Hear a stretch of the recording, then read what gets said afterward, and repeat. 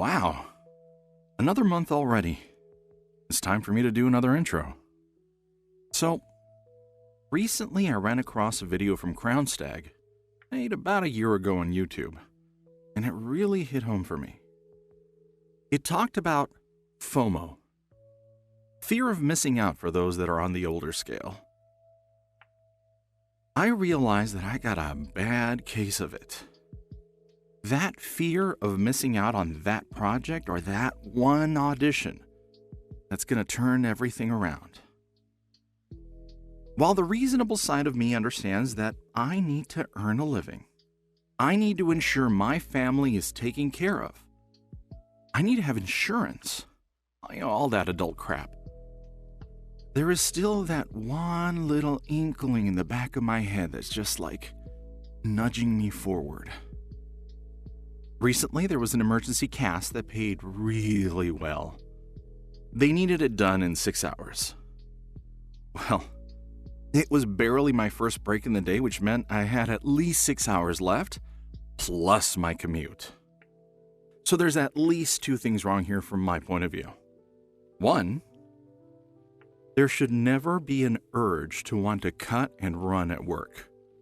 That's terribly irresponsible and could jeopardize what I've worked so hard to achieve in my career. So what's the second one? I was looking at auditions, knowing fully well that there was nothing I could do if there was one there, other than just torture myself. So that's another quirk to add for voice actors. On top of the emotional drain of performing, the hot summer days or nights in the booth, trying to capture just the right take.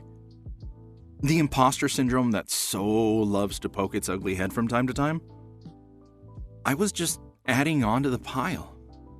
The lesson here? Stop torturing yourself. You can't split into 2 or 3 people. It's just not possible.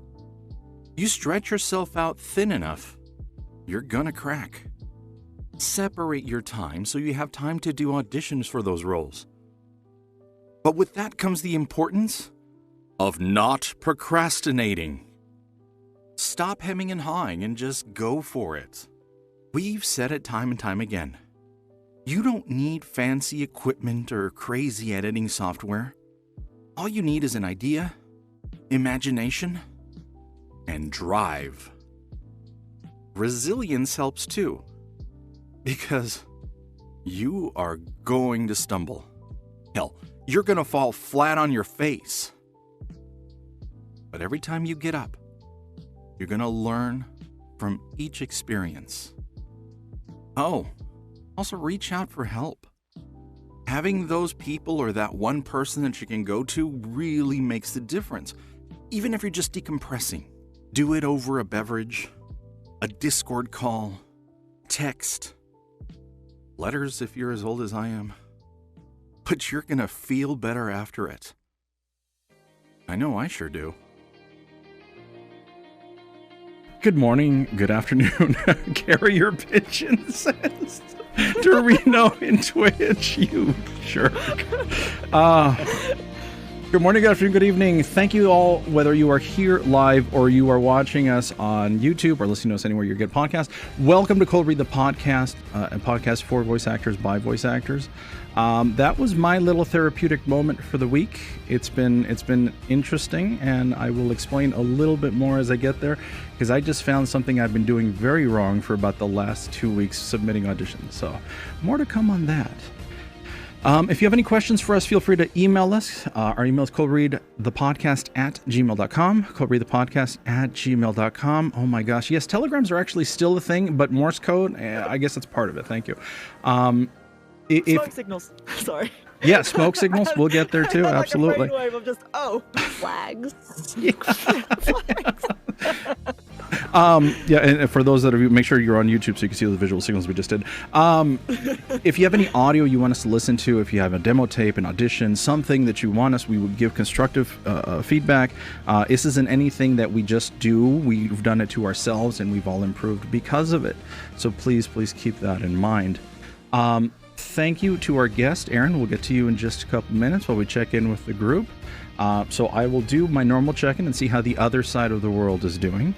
So Renara, how goes things on your side? Utter shite. No. Bad week. Just very bad week. Mainly because of something to do with work.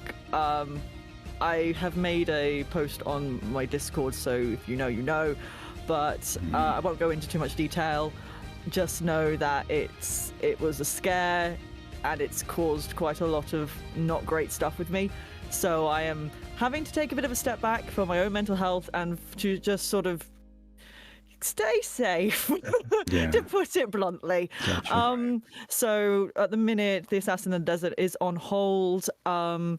Also, that thing that I said for Beyond Skyrim that we talked about, I heard back from that. They didn't basically, literally, just after we stopped recording, I messaged the guy and went, "Oh, I completely forgot that I asked you to do this. They don't need you anymore." Okay. Whoa, fine. Okay. Cool. At least you hadn't started yet. Cheapers. Yeah, I know, right? Yeah. I might, though, on the positive side, because I got an email through for a guest appearance on a podcast, like a sort of role-playing podcast, which pays $100 an episode. Hello? Which I'm like, hey, yeah, bravo. Nice. So I just sent that in. Thank you. So I just sent that in today. But I am kind of just for the minute taking it step by step and just sorting my shit, really. I'll still be doing, obviously, the Legend of Cold Read and all of that stuff and the intro, considering next week's mine. So yes. I will still be doing those, but I am just trying to keep it together. And I think we'll just stick it at that. Aren't we all? Yes, absolutely. Well, thank you, Renara, for being here. Absolutely appreciate it. Always. Misty, welcome back. Missed you last week. How is everything doing? I wish I could say it's entirely positive. I mean, I was going to come in with like sort of hopefully entirely positive news, but that's not what happened. So like first good thing, I have a car now. Thank God. Hey! I made a leap for a good offer, and I was like, yeah, fine, I'll take it. I really need it right now, so I'm doing that. But right as I was dealing and grasping with, okay, how much am I going to pay for this and insurance and all that per month, I thought I would be okay with the YouTube gig, which was going to give me quite a bit a month. They again just silently removed me from one of the workspaces where I could get the scripts from. So I'm like, okay, great. So I don't know how that's going to turn out. Yikes. And yeah, so now I'm in distress, and I'm trying to see if I can make enough money with DoorDash until I get my IRS check, which still hasn't arrived yet. So. Wow. Yeah, that's a bummer. Yeah, just in distress about income right now, but I will be okay soon. Good. For that YouTube gig, you should send a communication and say, "What's the deal? Like, what's going on here, guys?" Well, I mean, I wouldn't phrase it that way, but yeah. Yo, what's the deal, bro? What the fuck, man? Why'd I get shit? Give me money. But you just say like, I no longer have access to such and such things. Is there an issue on my end or your end, or however you want to phrase it? I like that. Just because like that's a good one. Phrasing it innocently, sort of like was there a mistake here? I can't access this anymore. Like make them explain themselves to you. Make them feel bad about what they did personally, because it's very unprofessional to just ghost on somebody. Well, in that way too, you're not wasting your time wondering what is going on. You'll have closure. Around for 2-3 weeks wondering, hey, am I going to get another script? Whereas fire off an email and get a response the same day, and then for certain. Yeah. So there's our advice for you already. Yay. Otherwise, all set, all good. Yay, someone. Yeah. Okay. Somewhat. I'm doing a little bit better, hopefully. Good. Glad to hear it. Well, thank you for being here, Misty. We missed you last week, and we're glad to have you. Eldurrino, how are you doing? Well, I don't have a car, so that's a bummer. Or rather, I didn't get a car, so I don't have. Oh, gotcha. Nobody Misty's like, I got a car, and we're like, oh, okay. So I just wanted to bring that up that Misty got a fucking car. Yeah. No, my week, I didn't really do much of anything during the week anyways. Work was just work, and when I got home, I was usually taking care of the girlfriend because she got like killed in schoolwork this week. So it was like, watch these like 3 movies and read these 5 different articles, and you have 1 week to complete it all. Also, you have to write like a 10-page paper and answer a bunch of questions and, you know, all that. Sending all that virtual jazz. hugs to your girlfriend because, oh my God, that sounds like absolute hell. I don't know how she does it, but I'm here to be supportive and buy her alcohol. That's not a good thing, Eldurrino. I mean, it's, you know, it's a anyways, I'm not going to get into that. No, but this weekend though, I was very excited because I was mentioning to a friend of mine that we had been offered like kind of a collective work opportunity through Neil, and that he needed like, you know, demos and headshots and stuff like that.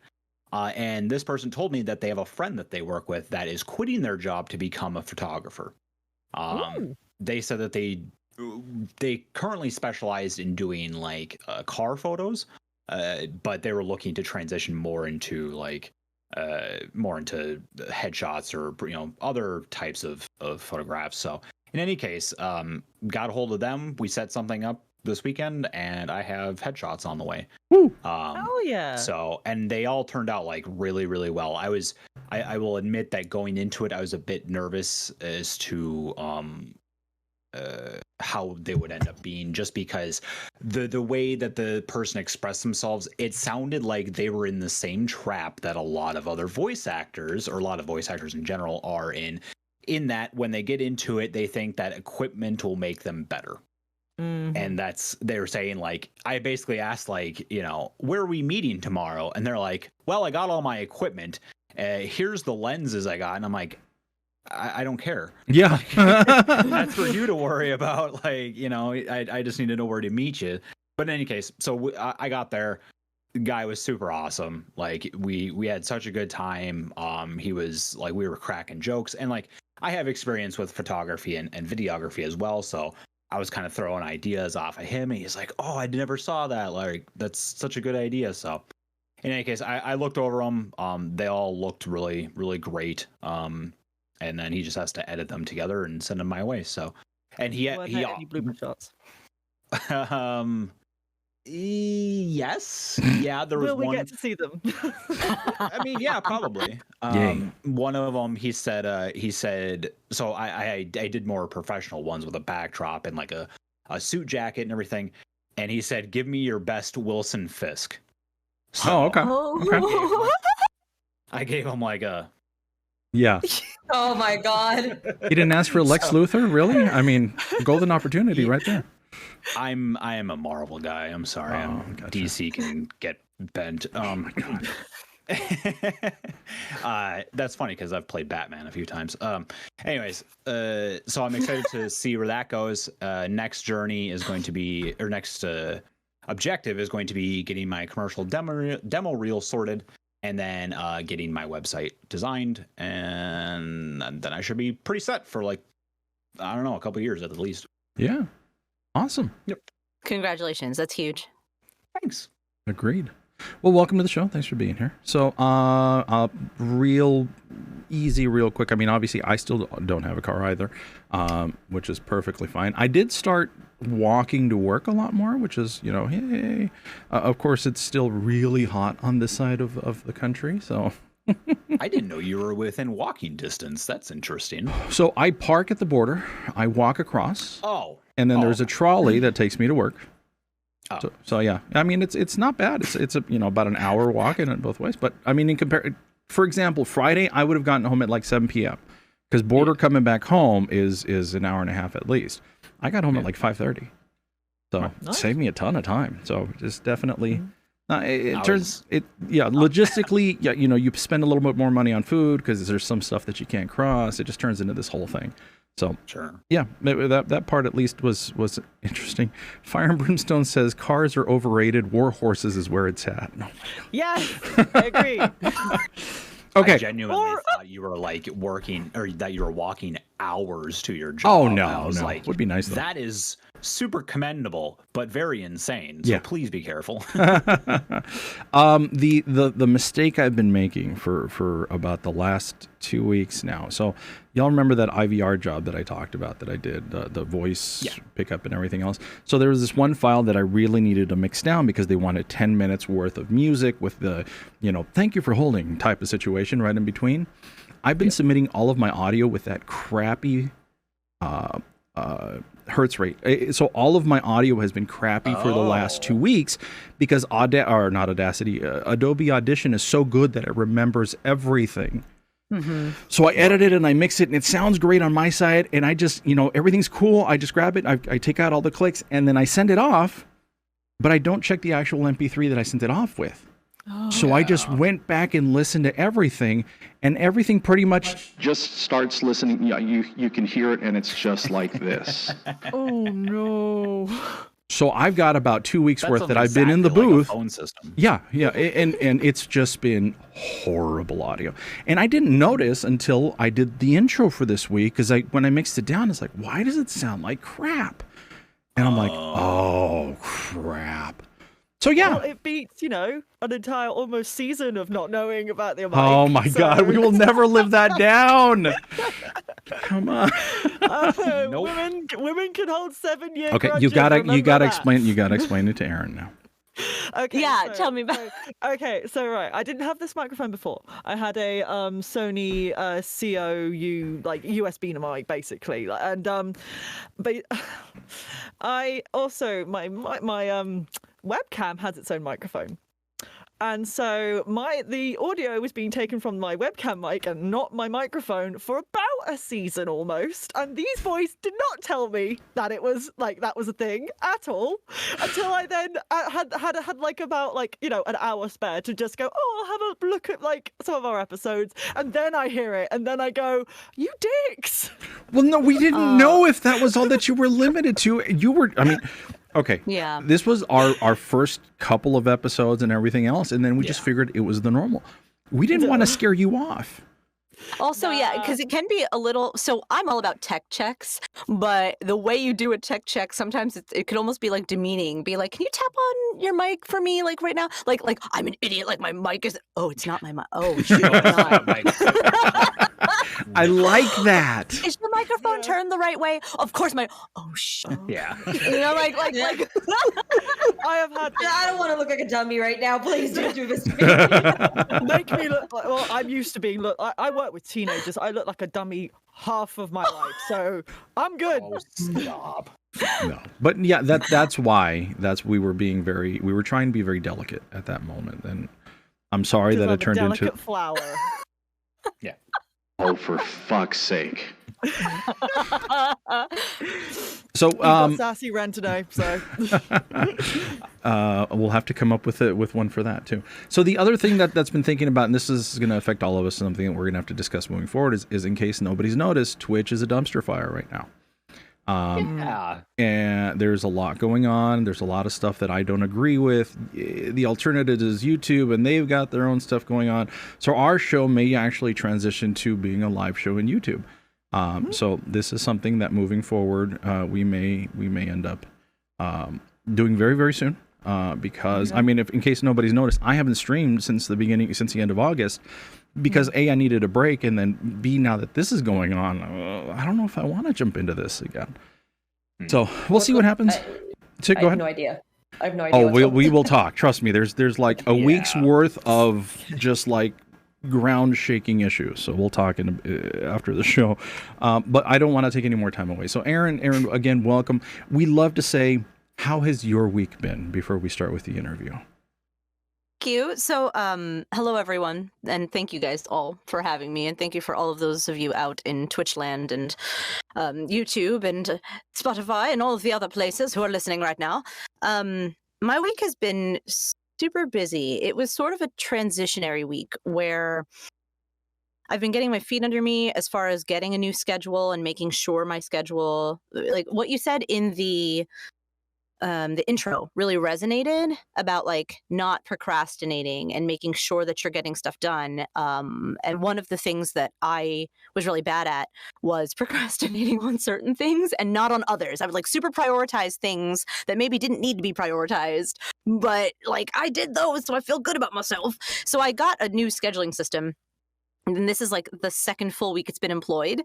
So I feel very accomplished, but I also see all of the stuff that I've already procrastinated on that has a huge backlog that I'm now trying to slog through because it's all listed in one place. Mm-hmm. And so all of those like month and a half of me putting some things off has come to roost in the last couple of weeks.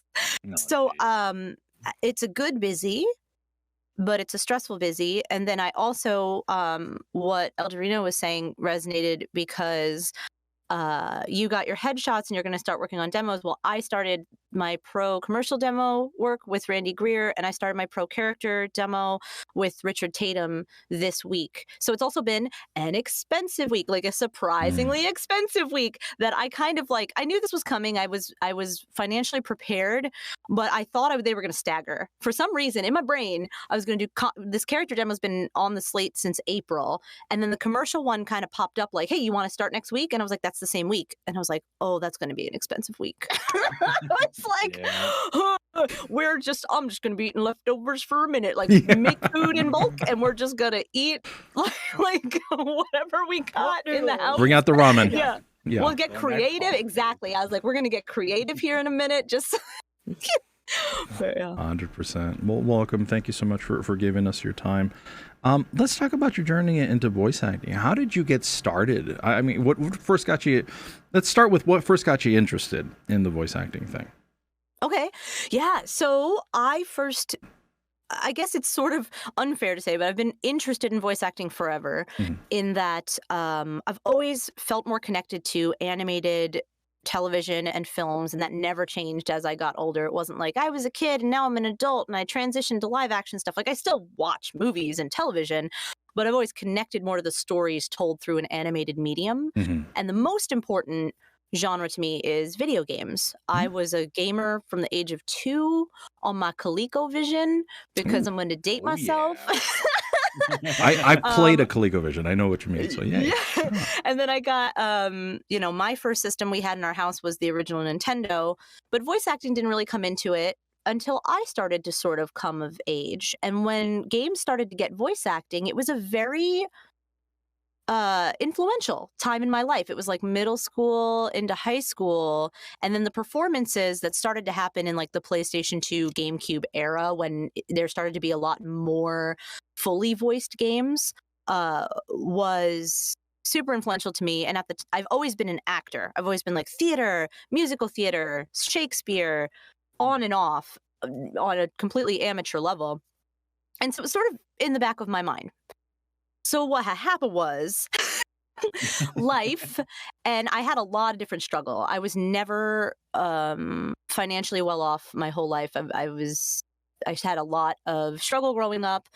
And then I went off to college, but I was paying for college by myself. So I was working like 4 jobs and going to college full time. And the jobs were part time. And it was the height of the recession in like 2004 and 2006. And so jobs would come and go because places would close down. They would the business would go out of business, and then you got to find a new job. Right. And so there was that level of struggle for many years. And so I couldn't even think about acting. I had to think about where's my next meal going to come from? And sometimes the answer was nowhere, and it was very bad. So what ended up happening was I joined the military. Okay. And that was my financial stability. They provided home, they provided clothing, they provided food, and then they taught you a job. So on top of that, I was getting paid to train, and then I was getting paid to do the job, which at the time was good. As like inflation and cost of living has happened, now you'll see like lower enlisted members of the military on food stamps and stuff because they haven't even caught up to what really needs to be done. Yeah. But that's sort of everywhere. That's every job everywhere. Minimum wage is so low, and what have you. So sorry, that was my aside. No, yeah. Anyway, Yeah. Someone else who rambles, yay!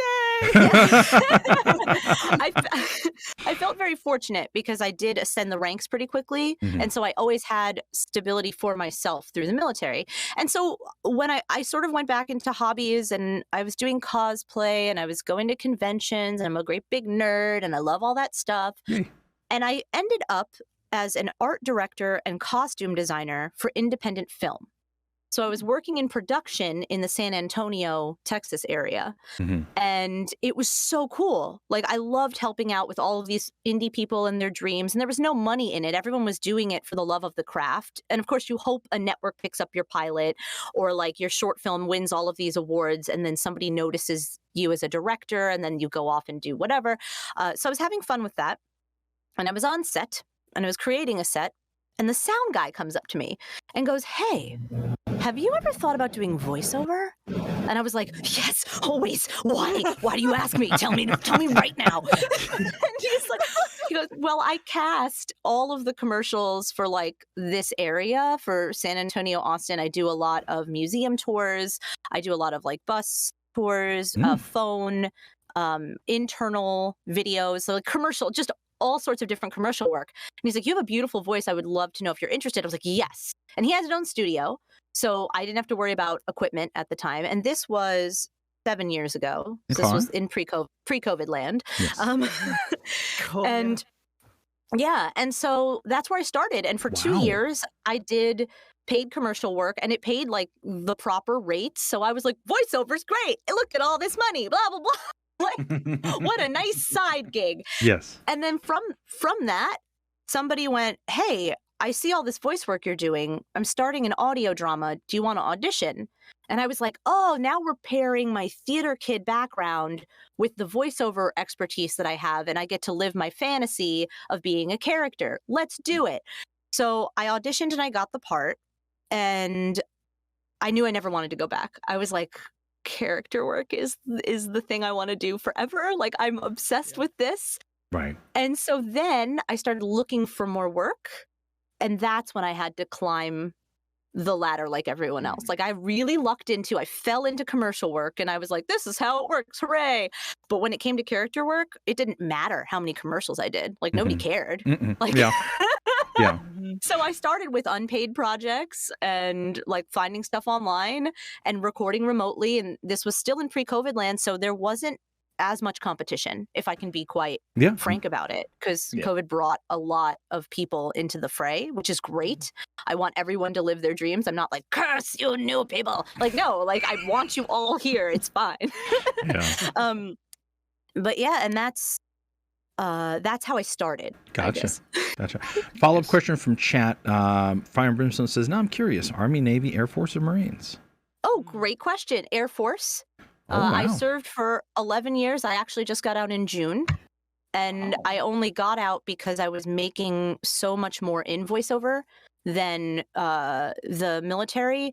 Two things were happening. One, I was like, this is now a sustainable income. I can support my family of 4 on this money. So what am I doing over here? Because I'm no longer passionate about what I'm doing over here. I worked in medical, so I was very passionate about giving and caretaking, and I did do a lot of direct COVID support during the pandemic, which was very rewarding. A lot of stuff I did. Prior to that, I did trauma. For example, like motor vehicle accidents, gunshot stabbing, shootings, like literally saving people's lives. Right. And that was also very rewarding. But it burns you out. I mean, look at the healthcare system now. Everybody's talking about burnout and people are transitioning. So I was kind of like, this feels like the time. And second of all, I had 2 full-time careers going. So where's the time for my family when I'm hustling as much as I am? So if I dropped the military, then all of a sudden I can like see my children, which I really wanted to do. I like them. That's kind of important. Yeah, absolutely. Yeah. I think they like me too. I don't know. Sure. If I kept that up, they wouldn't like me very much. Magmorta says, "Thank you for your service." Garrett Tilford. Thank you for your support. Yeah, Garrett Tilford. Hello, Garrett. He says, "There's a voice for every character and a character for every voice." Absolutely. That's right. Yeah. So you mentioned that you were doing a lot of the free work. Where did you start looking for work? So I started back when Craigslist was a viable option for local Was voiceovers. it? Whoa! It was. That There was is insane. Whoa. There was an acting section. So before a lot of I knew about Discord in the online community, and I was not of the level where I could get any jobs on Twitter or whatever, because a lot of voiceover jobs come through Twitter, but I just wasn't of the skill set. I didn't have the chops to compete with the other people who were competing on Twitter. So if you looked, I don't know if it's the case anymore. I haven't looked in years, but Craigslist had an acting section. Usually like local theater groups, local troops would post, but also companies looking for voiceover work. And that's actually where this audio drama was posted too. So that was one. And two was Casting Call Club. Okay. I found a lot of stuff through there. And at the time, I want to say they were either just starting or they were like a couple years old, but it wasn't what it is now. And I love how much they've grown. Yes. I love what they've been doing. Yeah. I think they've been trending in a wonderful direction.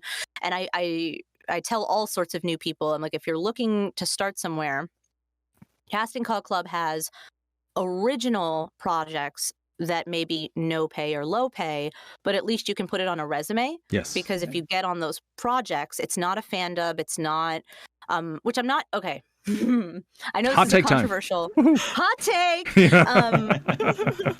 I don't think there's anything wrong with you in your personal time practicing dubbing by like muting something and putting your voice to it and playing it back and seeing how you match up, comparing your performance to the original performance.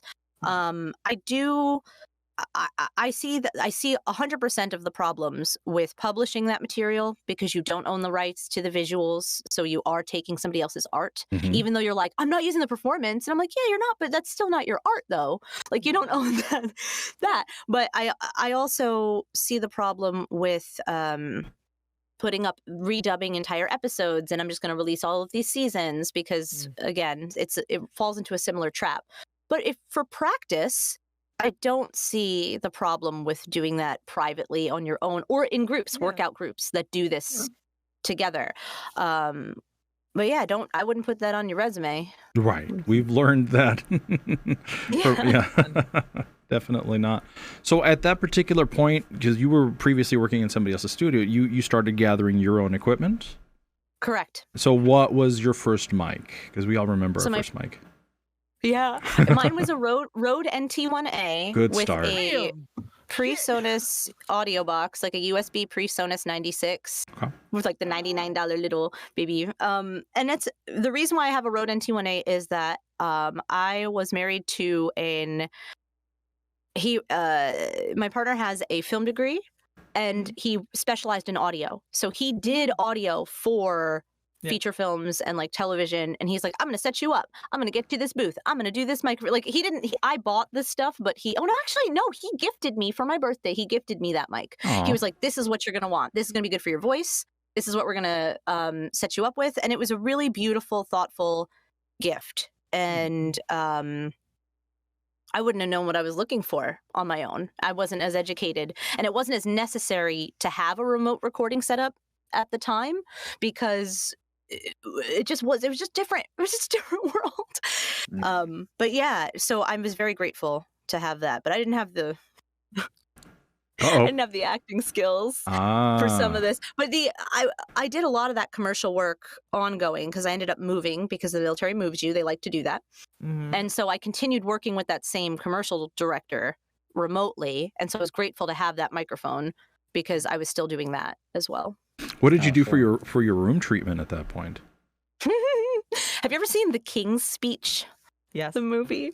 So in The King's Speech, at the very end, he has to give the king's speech, and the whole thing is his overcoming this really bad stutter that would bring dishonor to the monarchy, and like people really didn't know that he couldn't speak eloquently and like a king. And so they had him set up in a room, and in the room they had hung all of these rugs all over the place for like sound dampening. And I was like, that'll work. That would totally work. So that's what I did.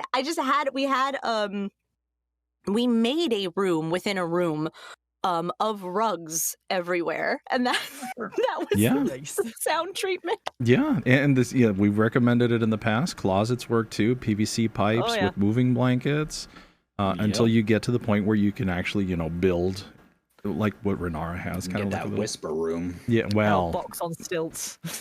Yeah, but I mean, in keeping in mind as far as equipment goes, I'm not at any point saying that you need to go out and get the absolute best mic. That's not going to be what you're going to do. No, not at all.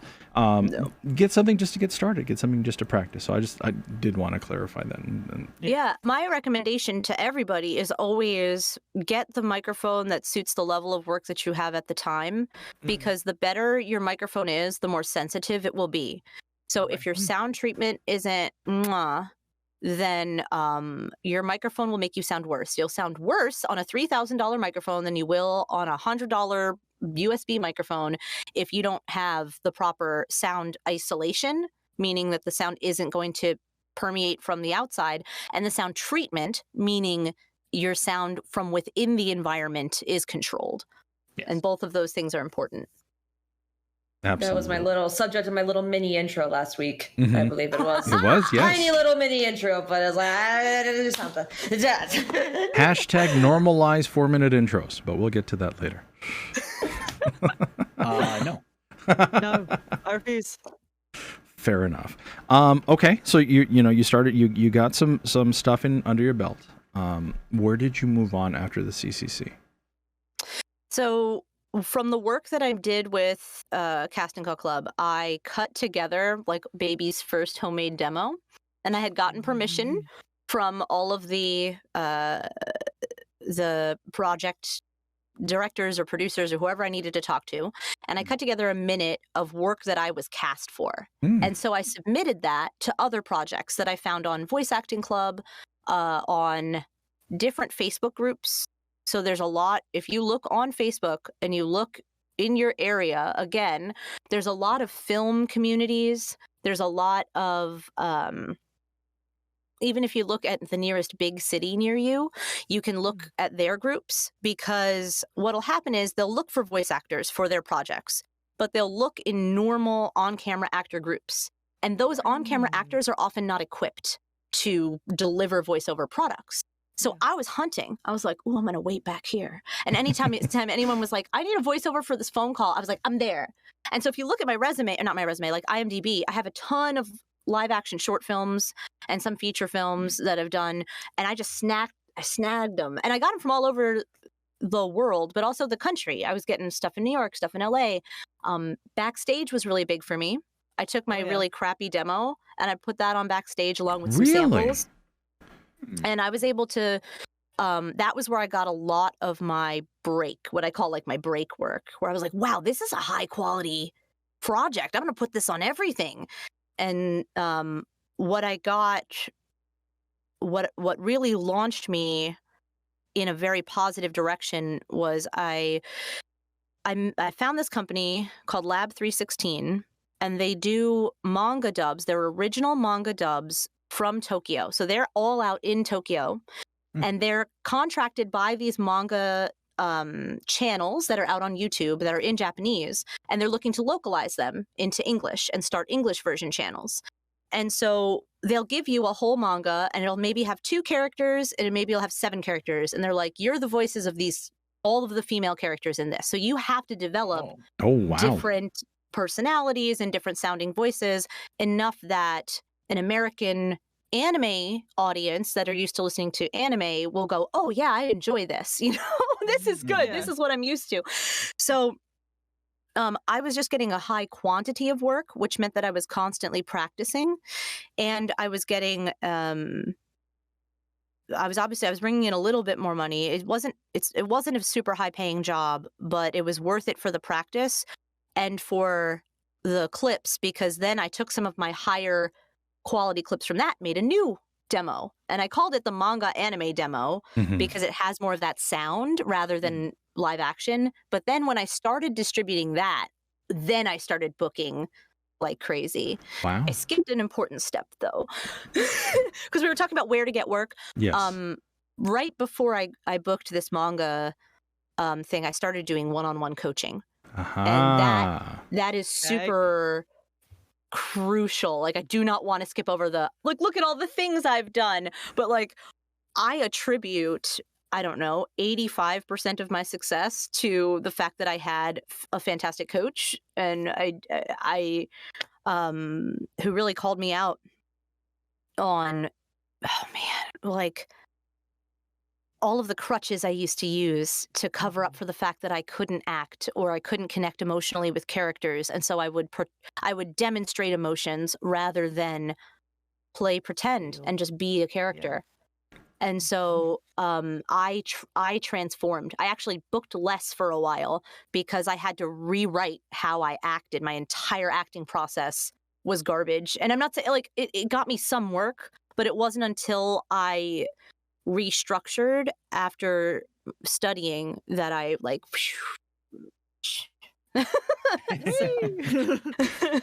I'm going to have a follow-up question to that, but chat has a question first. Garrett says, not sure if it's been asked, but I know Erin recently started casting/directing for a company based in China, if I remember correctly. Mm-hmm. Talking about working up the ladder, how did you find this opportunity, and any advice for those who want to break out into directing? Yeah, thank you for paying attention to me enough that you know that. That's super cool. It's a super recent development. So once again, Facebook, I'm telling you, the reason why I'm all over Facebook is because I know it's not a popular with the youths, and, like, it's not a cool thing, and it's kind of controversial in some ways, but the older generations who have money only use Facebook for the most part. That is true. Like, and yeah, I know you're like, meh, which is true, but, like, that's where they're looking for talent is because that's all that they're not on TikTok. They don't, you know what I mean? Yeah. Like, they don't want to deal with it. Yeah. So you have to go to where the producers, directors, and everybody go to where they are. So I was on Facebook, and I've been constantly updating my socials. I did a big rebrand recently because I was sick. I came down for like 3 weeks with something that wasn't COVID, but it was terrible. And so I couldn't perform. So I was like, I'm just going to rebrand everything. So I redid all my images. I redid my whole website. I was like, I don't know what else to do. My resume, sure.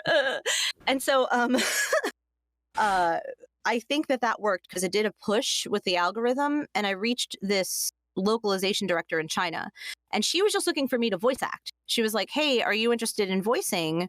I have these, we're getting into video games, and we're looking for more American talent. And I was like, yeah, I can do that. And if you need more people, you know, I have a bunch of friends that would love, and I was just trying to get my friends jobs. I was like, yeah, like, I know a bunch of really good people. And they're like, oh, did you want to cast the games? And I go, yes. I do. And they go, okay, great. Well, we'll be in touch when we have something. And I went, what? I was like, I love it. Wait, okay. What just happened? So that's why I put out the casting roster, because even before, I haven't even been able to sort the casting roster. And I've already cast a game because they sent me one already, and I had to kind of rummage through some of the early submissions and go with, I couldn't even review everybody because it was like 800 submissions, and sort of be like, oh, you'd be good for these people, and send out invitations to try for these characters. And it was just quick. But the thing about Chinese games is usually they're cell phone games. This place was doing, I knew they were doing cell phone and some PC games, so I'm excited. But their test project for me was this cell phone game with like a cast of 34 characters. And I was like, okay. And they were all female, so it's funny because I got a lot of questions from males like, were we ever going to get cast in something? And I was like, I don't know. Well, yeah. I mean, that's I don't control the games that come in. Yeah. It's like, but yeah, you get to select the people. You don't see who they need. I think it's funny because Zamoody and I were talking before the show about making yourself visible. A lot of actors, specifically voice actors, get into this arm of acting because you feel like you can hide somewhat. You can sort of feel like you're not in front of a live audience the way you are in theater. You're not doing the same take 20,000 times on camera while the camera moves in different angles, but you're expected to deliver the same emotional performance every single time. So there are those challenges that on-camera actors have. Voice acting is its own animal in which you're in a padded room like a crazy person, and you're making up the whole environment in your head, and you're emoting into this microphone. But like most of the time, no one sees you physically. Mm-hmm. But because it's still the entertainment industry, you need to make yourself visible, and visible in the right way. Meaning, if you have something to contribute, if you have something to put out there, put something out there. But I do see a lot of push towards make content, because if you don't make content, you won't be relevant. And on the one hand, it's true, but you have to make sure what you're contributing, something like what you're doing here. I feel like this is a very noble contribution to the world of voice acting and uplifting voice actors and doing things like that. Like, you make sure that what you're putting out there reflects well on you, and you're not filling space or filling time.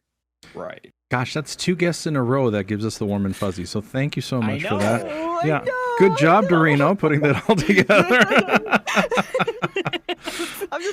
I'm literally sat in my onesie just going, No, yeah. I've been taking up a lot of time. Co-host, please don't be afraid to ask the questions. And I've been running this one for a bit. So I actually do have something to talk about real quick, but I wanted to go back to what you were just talking about. So recently I've been studying more like writing and reading books about like improving your writing and stuff. And that was one of the points is, yeah, you should, if you feel like you have something to say, or if you want to try and bring more attention to yourself, yes, absolutely take the work that you want and put it out there and show the world. But don't just make, vapid garbage that no one's going to want to listen to or to watch. Make sure it's something that you feel good about. Like, I've got a little thing that I write all these random ideas in. Like, that could be a cool thing, I don't turn them into anything, but I don't want to just like go on my Twitter and be like, hey, you guys ever had this thought before? Hey, wouldn't that be funny? Like that's not a contribution. It's not worthwhile, So point being, yes, put yourself out there, do or show everyone your work, but make sure it's work that you enjoy and that makes you feel good. The way that I agree with that. Totally. And that's another thing about picking projects is that when you're starting out, it's one of the rules in the entertainment industry is like, you don't say no to anything. Even if it's handing out flyers on the street, you're getting your face out there. That's as far as like giving to like new on-camera actors as far as advice goes. You can have standards.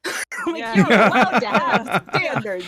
Yes. One of the great example, I just got into character work. I was just doing some audio dramas starting out, and someone offered me $500 an episode to be an elf dominatrix on a hentai and Pornhub. And I was like, really? Wow. I was like, that's as much as I make in like one commercial, but it would be an ongoing thing in several seasons of this show. And I was like, I had to make a decision. I was like, well, it would be nice to have that money. But do I want one of the first big character gigs that I have that I wouldn't even be able to like list on a resume, but my voice would be out there in perpetuity as this in this way? And I chose not to. I do not begrudge anyone in the sex industry, and I do not begrudge anybody who does both safe for work and not safe for work, or exclusively not safe for work voiceover work. I think that there's a super place for all of these things. Like, I'm not against it. It was just one of those, do I want my voice in my brand at this point to do this, or do I want to make a second brand and then I have a pseudonym and I have to manage both lives? And I was just kind of like, I'm not going to do that right now. Like, I'm not going to do that right now. Let me just focus on this other things. And I don't know if it was the right choice or not, but it was a choice that I made. So you'll have those things come up, and you just, Yeah, and I 100% agree. I mean, one of my initial, I guess first, was it first? I don't recall. But one of the first paid gigs that I had, was very similar. Like, granted, my role didn't have the same type of performances in it, but the content of the audio drama that I was a part of was very adult, almost moving from mature rating into adult only. Like, I mean, literal scenes of a word that I can't mention that starts with R. Like, listening to the previous episodes made me physically cringe. It was super uncomfortable.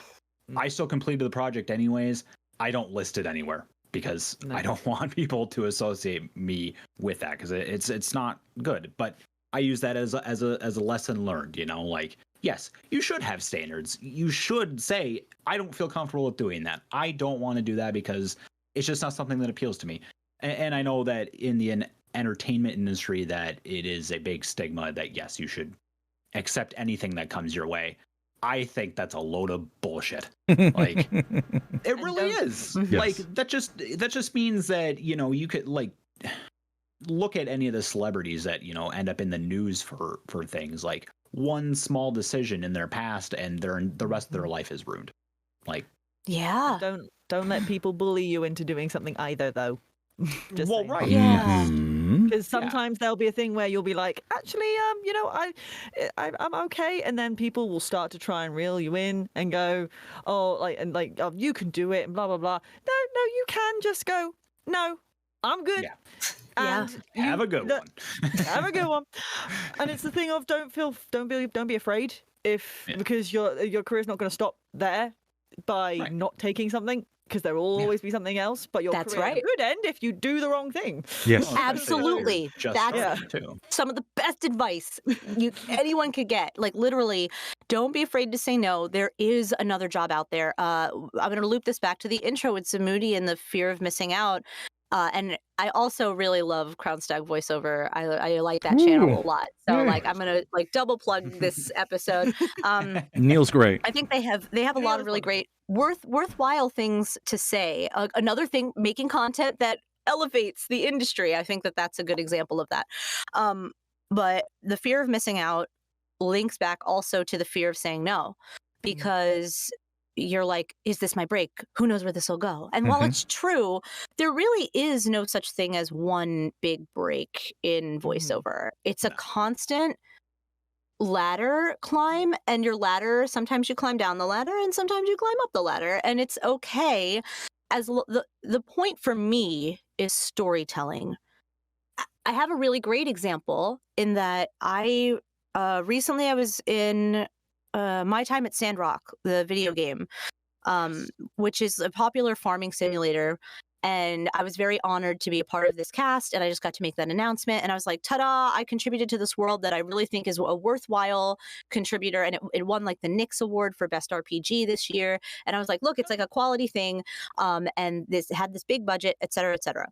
I also just announced that I did this small little YouTube comic from a one-man creative team who really didn't have a big budget, didn't have it is not Funimation quality art. I'm not trying to put anybody down. I'm just trying to be like realistic about it. But the story was so important, and the story needed to be told. And I knew that I could tell that story, not better than anyone, but sort of like that's the attitude you have to have. Like, this is my story to tell.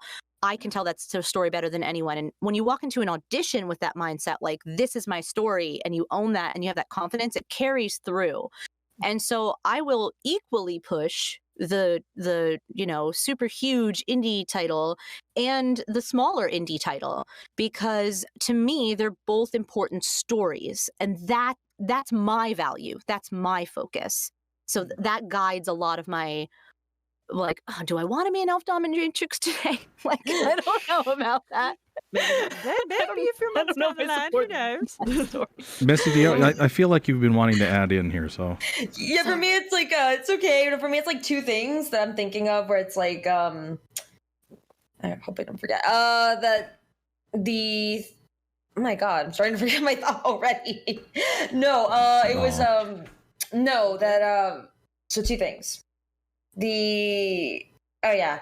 That I would when it comes to like the fear of missing out, that there's this very toxic culture in acting in general, anywhere really, very toxic push for exposure, where it's like any exposure is good exposure. So it's like you just want to get your name out there, and that just that's enforced so much that I feel like it pushes anybody to take absolutely whatever, even if it's like whether it be low paying, not up to your standards, maybe something you may not really feel comfortable with. Like that's very toxic in the industry. Yeah. And I wish that wasn't pushed so hard on these people that are starting in, because then they have that mentality of like, should I do this? I mean, I want to get my face, my voice out there. Should I do this? It's like, I think that it should do what's healthy for you.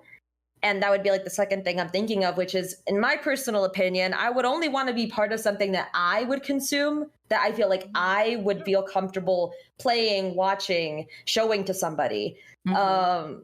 Like, even if it's not something I could show to like my nice Christian family, like something I could share with like my partner and my friends, and like that's not like too like explicit, or something that I would feel comfortable sharing. Like, yeah, I was in this, I was this character, I say these things, I'm doing this, right? Mm. That's me personally. Gotcha. And I think that if it's not something maybe everyone would adopt, maybe you would feel comfortable doing something that I'm not going to hear that anyway. That's whatever. But that's, at least for me, that's what I want to do. Like, I'll do it. I'll take something as long as it's some kind of thing that I would consume. Like, I'll watch that. I'll listen to it. Cool. Early on in my career, when I was first starting out with the voice acting, I looked into ACX a lot, and I talked to my wife because there was a lot of adult erotic books on there that needed narrators.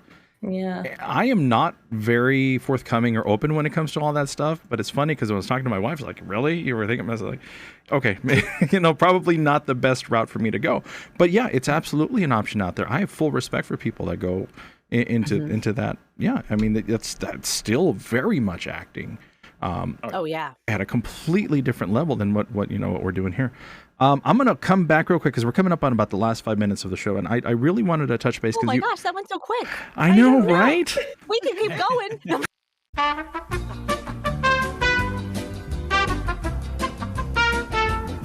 Okay, we're back online. Everything's transmitting back on Twitch. Okay, my computer is still freaking out. Give me a second. Oh no. So as I was saying, last 5 minutes, I did want to check back on something that you said. Your coach. How did you get in contact with your coach? How did you find your coach? Because I'm sure everybody's looking for one. This is a super funny story. So my coach is Crispin Freeman. Oh, really? Yes, he's incredible. Full disclosure. I now work for him. I'm one of his teaching assistants for his voice acting mastery workshops. And awesome. I do like a lot of his correspondence and things like that. So while I'm about to pump that, I was like, hey, disclaimer, I do work for this company. But the reason why I work for them is because they changed my life so significantly and they're so important to me. What had happened was I was on Twitter and I was looking at auditions, and the thought occurred to me, I was like, maybe I should take some classes because I hit a plateau. Yeah. I was not booking above a certain level, and I wanted to, and I was stuck in this low pay indie area, and I was like, it's me. I'm like, I know it's me. It's my acting capability. I have to do something. And so I just typed in I think I put in an acting workshop, and this tweet popped up that said, on sale this Tuesday at 6 p.m. or whatever. This class sells out in minutes. And I was like, oh, I love things that sell out in minutes. Like I have a PS5. I don't need a PS5, but I was like, it sells out in minutes. I'm getting one. I'm one of those insane people. Yeah. So I was like, this entirely. Thank you for understanding my neurosis. It's all good. But I went up to my husband and I was like, hey, this Crispin Freeman person is doing a class.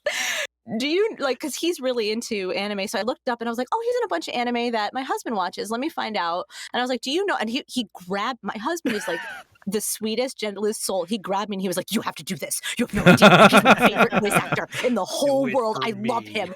And I was like, okay. And he's like, you know him? He's in all this stuff. And I was like, yeah, I do. I guess because at the time, I didn't pay attention to actors or voice actors. I loved characters. I fell in love with certain characters.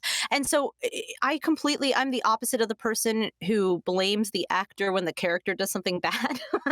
Right. I'm the person who was like, the actor doesn't even exist. It's just the character, which is, as an actor, as a consumer, you can do that. As an actor, you need to pay attention to who's doing what so that you can kind of, if you want to steal any of their tricks, you can steal their tricks. But anyway, study their methods, etc., or know who you want to network with, who you want to work with later. Important. Anyway, saw this tweet.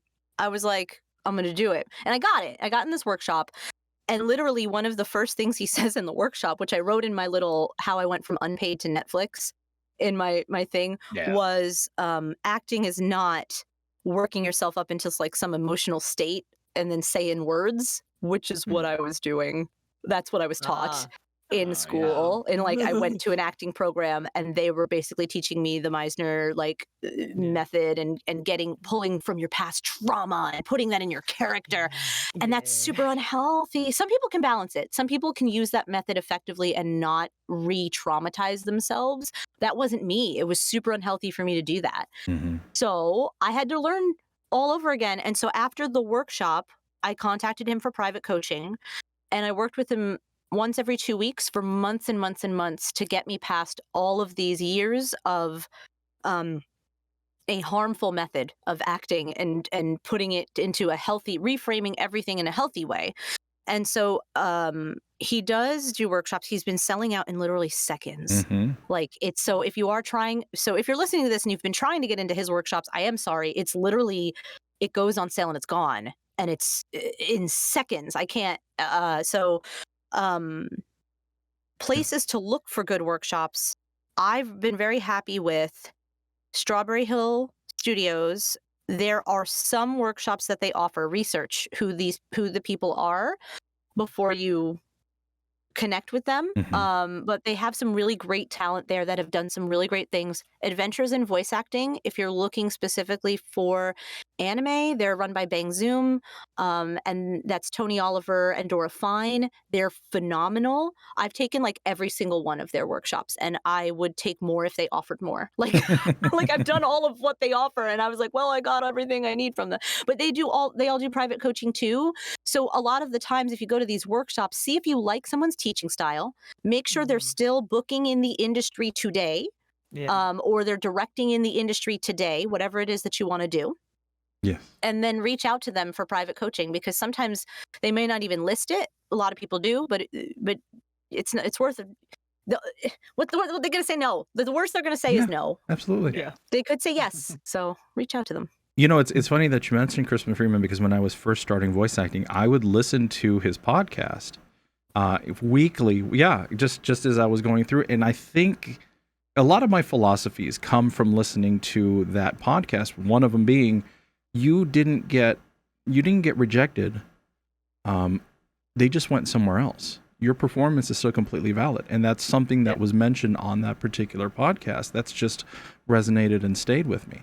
Had I not listened to that, I probably wouldn't have approached people to get this started, because I felt having the network and having the people to talk to really helped me move along. So. And that's amazing. It's the Voice Acting Mastery podcast, which he's been running for 10 years now. And it's available on his website or on applepodcast.com. And we're going to be expanding that soon. So that's very exciting. That's so wonderful. I'm literally, if that's okay with you, I'm going to tell him that you inspired, because he knows I'm on this podcast today. Because he tries to keep his hand on the pulse of other podcasts that are out there. And so I'll just be like, oh my God, you actually inspired this podcast. Absolutely. Thank you so much. He'll love that. I'm not going to lie. Okay. No one's told me I shouldn't be voice hacking, so I guess we're doing something right.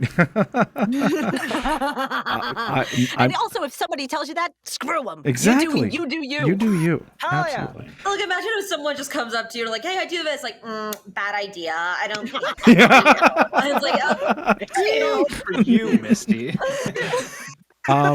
Okay, I have a series of, I have two more questions to ask you, and this is generally something I ask everybody who comes on the show.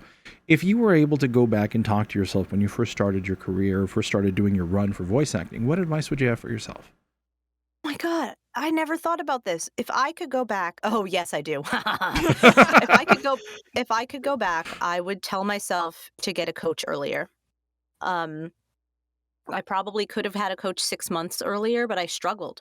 I hit a plateau and I just kept trying and kept going and kept hitting a brick wall and not understanding. So if I could just tell myself, like, you need instruction, you need outside, like, it's not super helpful if you know nothing and then you go and have a coach right away because they're expensive. Mhm. So you're paying a lot of money Yes. for a lot of mileage that you can go and learn on your own first. Mhm. Or is there a local improv group? Is there a local theater acting group?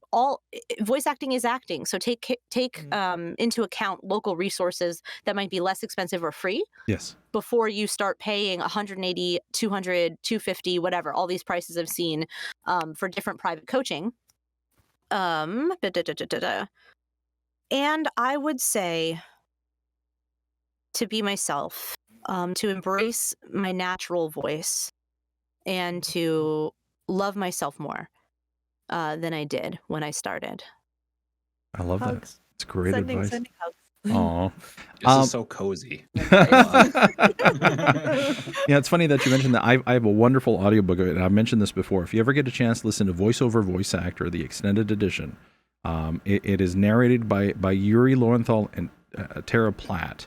It is such a good book that really helped cement a lot of the stuff that I was doing, because just like you said, coaching is expensive, workshops are expensive, and not just money, but time.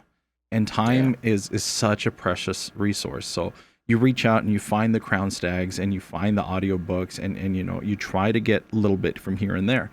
And that's how you move forward. So awesome advice. Thank you so much. The audiobook. I love Yuri's work so much. Oh yeah, it's so good. If you ever get a chance to listen to it, please do so.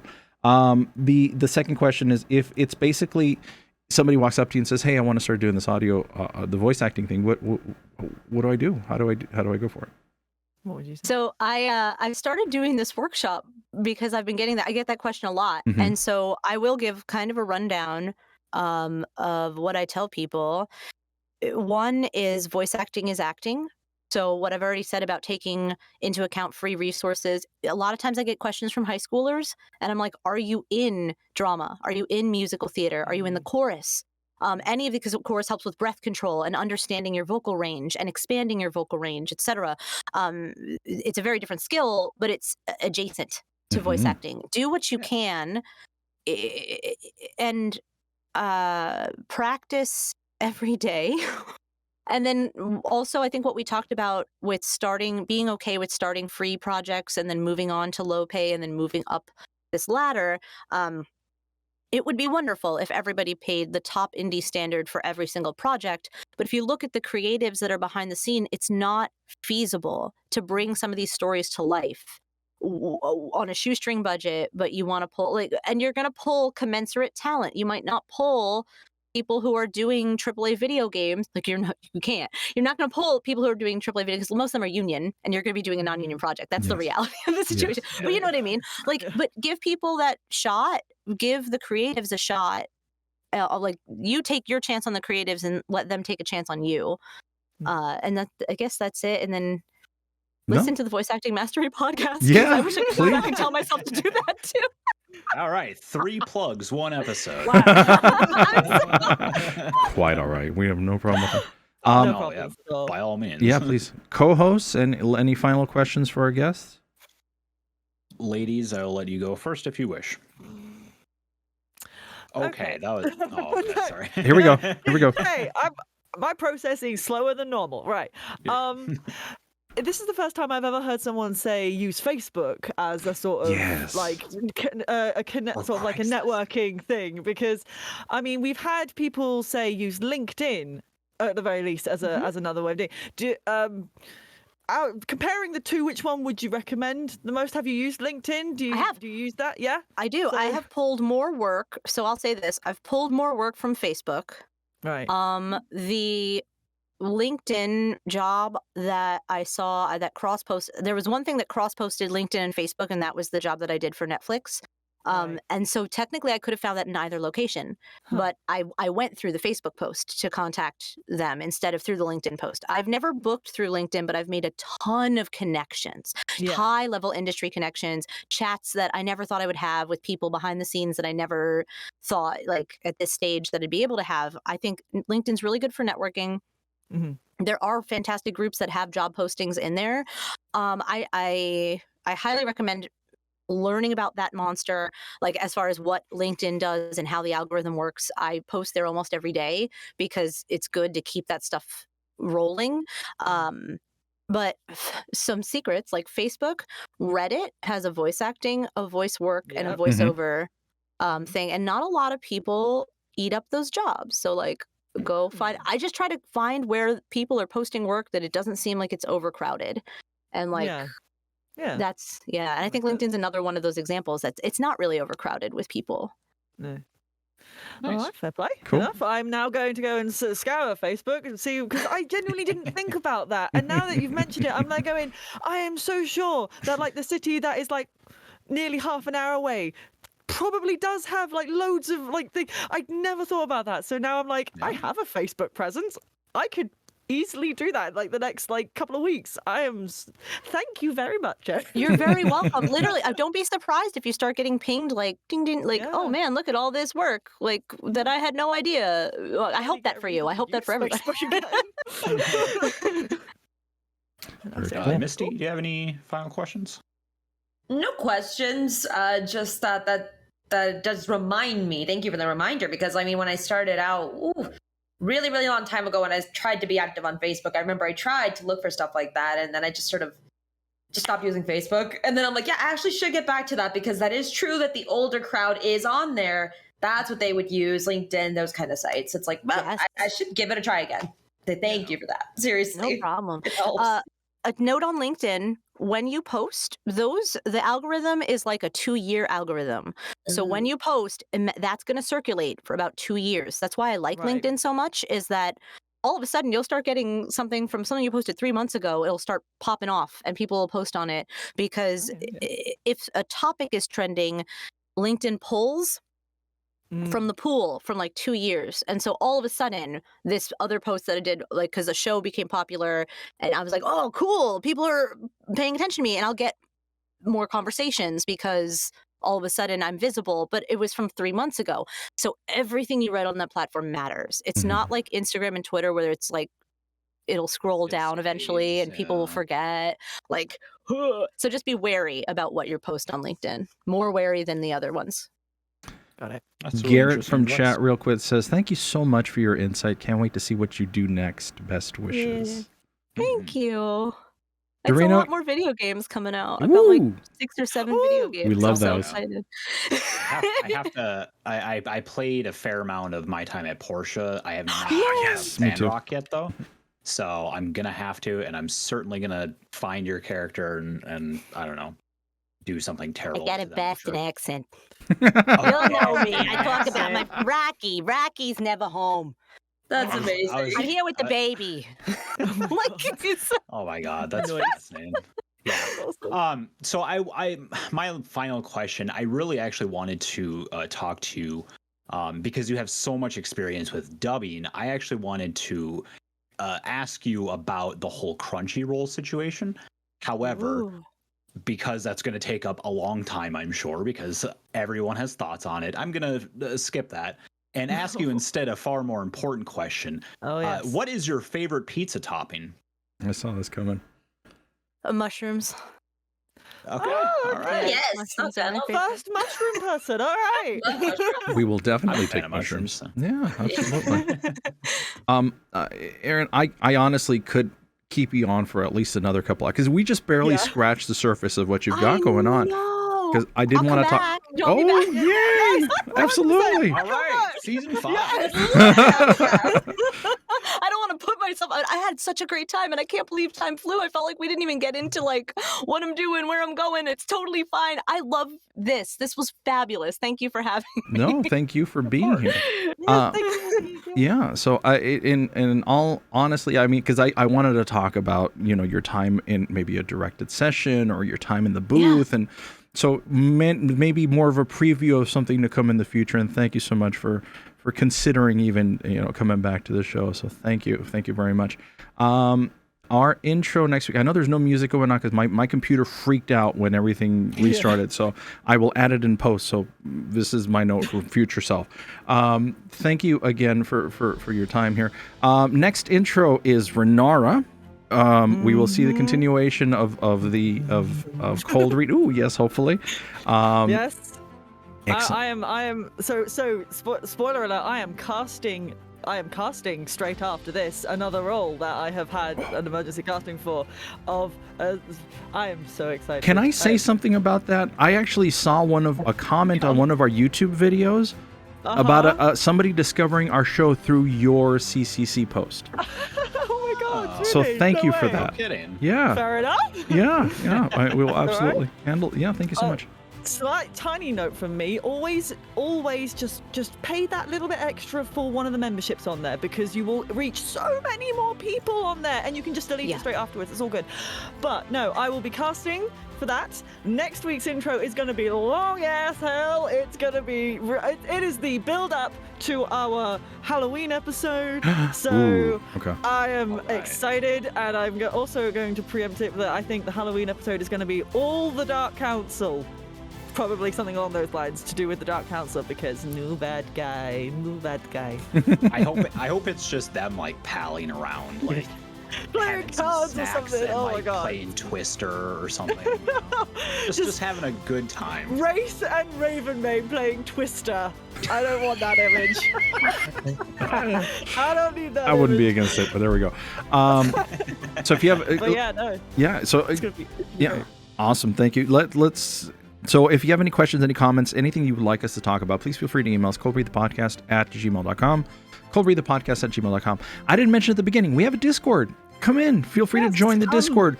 We're hanging out. We play video games. If you have a question for us, we have a network of people that we can forward that over and hopefully get you a good answer. And we would love to hear your audio. So if you have an opportunity, give us your audio. We will listen to it. We will give you constructive feedback. We are not mean. We don't bite. This is stuff that we've done to each other, and we've grown because of it. And we want to extend that out for other people.